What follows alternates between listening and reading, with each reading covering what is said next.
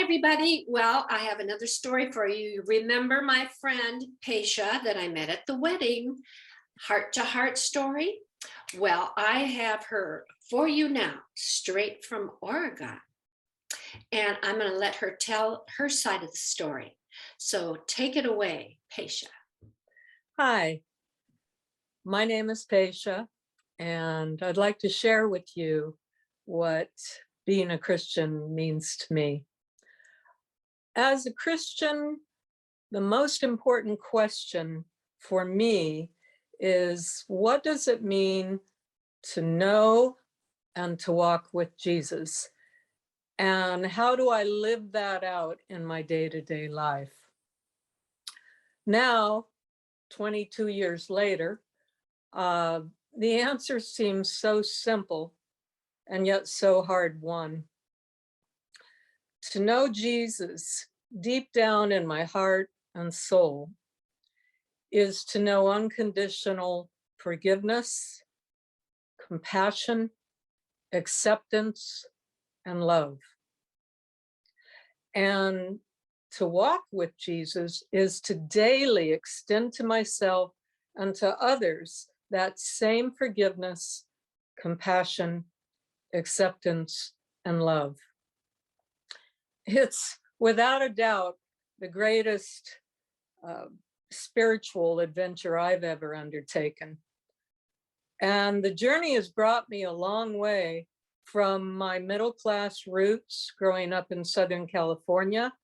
I was the second youngest of 5 kids, 3 older brothers, a younger sister, and my otherwise benign religious background, raised as a Lutheran, going to church every Sunday, probably until the teen years, things dropped off. But like so many people of that time, it seemed as though more importance was placed on playing the good Christian role versus developing a deeply personal and transformative relationship with God.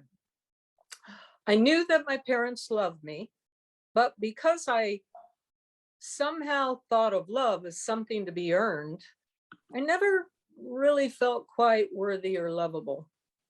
And so for many years later, and well into my adulthood, I continued to look outside myself in yet another educational or career achievement, another failed romantic relationship, or yet another attempt to find and map my future in the stars. Fast forward to that day with my friend Rebecca at Mr. T's restaurant in Solana Beach. And I was then in my late 40s, battle weary and worn from the slings and arrows of life.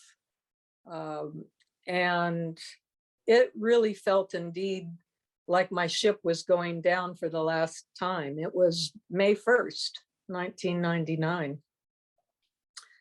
And I ended up presenting myself broken before God, humbly presenting myself broken before God, and eager and hopeful that his glue could put Humpty Dumpty back together again.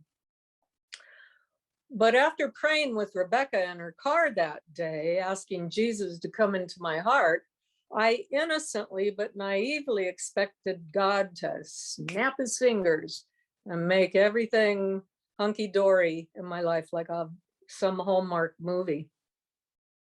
What I came to learn instead was that walking with Jesus, it's an ongoing journey, not an overnight destination. I came to appreciate that becoming a Christian, it's a process, as scripture says, of working out our salvation in fear and trembling. It's not some fairy tale experience of unending ecstatic joy. Perhaps for some, that wasn't my experience. It's a journey that requires humility, faith, grit, and courage. There are peaks and valleys, highs and lows. And sometimes the way is fraught with pain and loss and suffering. What the early Christian mystics called the dark night of the soul. And to be honest, that's exactly what it felt like to me for about 10 years after I was born again. I couldn't function very well. All these terrible things seemed to happen. People and pets most precious to me died. I underwent emergency life-threatening surgery. I suffered physical abuse in a dysfunctional marriage. And in my raw and naked emotional state, I was sometimes reduced to a pretty shaky and questionable faith. But nonetheless, I continued to wrestle with the angel of Jacob, and like Jacob, I swore I wasn't going to let go until God blessed me. It was only at the end of this prolonged period of what felt like sheer darkness that God gave me a spiritual epiphany. God allowed me to see how everything I had gone through was somehow necessary to rid me of all the dysfunctional behaviors and beliefs that had blocked me from receiving all he wanted to give me. He then blessed me with this really deep knowing that I was indeed truly worthy and lovable. I no longer had to accept scraps from under the table. And because I felt worthy, I could now let in all that forgiveness and compassion and acceptance and love that Jesus had died to give me. I could forgive and accept and love myself because he'd already done it for me. And since that time, I have come to experience a confidence and a self-worth that I'd previously never known. Perhaps all the more unshakable and precious because it was forged in the fire of pain and suffering. I know life on this mortal plane, it'll still have its highs and lows.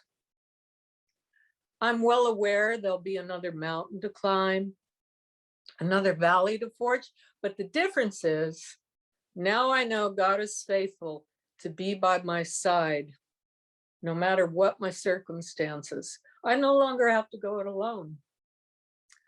I have always drawn and continue to draw great comfort from the scripture, "Fear not, for I am with you always." And even though there are some unanswered desires of my heart, like the yearning to share my life with a loving partner, my cup is full, and I strive to be ever grateful while still flying solo. I now enjoy and appreciatively savor many days filled with the peace that passes all understanding. I know what that means now. I feel it. And I'm truly in those moments experiencing the joy of the Lord. So yes, for me, being a Christian and continuing on this journey has been the ultimate spiritual experience. It's exciting, it's mysterious, it's at times moving and joyful, at times it's perilous and painful, but throughout it all, God is a loving and caring God who is working everything together for our good to bring us to ever greater levels of joy, peace, and love.